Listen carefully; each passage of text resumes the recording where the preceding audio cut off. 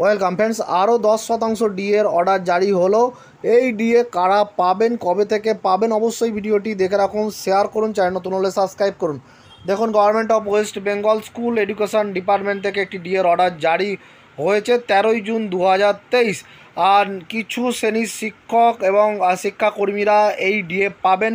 কারা পাচ্ছে দেখে নিন।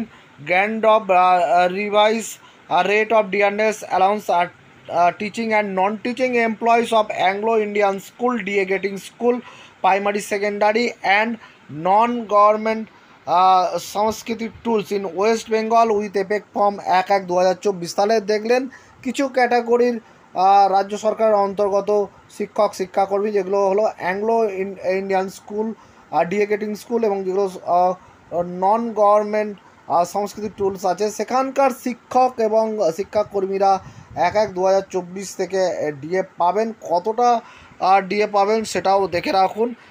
এই জায়গাটা দেখবেন, who drawing their pay in the revised pay structure as per recommendation of 5th pay commission from 141% to 151% with effect from 1/1/2024।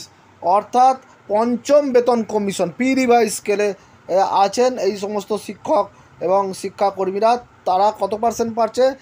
141% পাচ্ছিলেন, সেখান থেকে বাড়িয়ে 151 করা হলো, অর্থাৎ 10% ডিএ কিন্তু তাদের জন্য করা হলো এবং সেটা পাবে 1/1/2024 থেকে।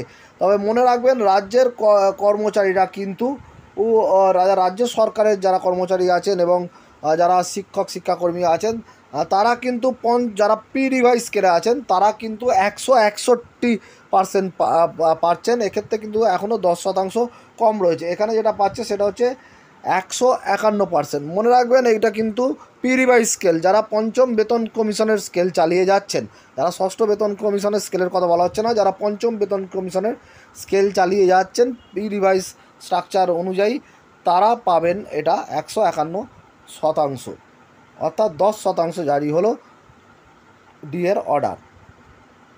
ধন্যবাদ।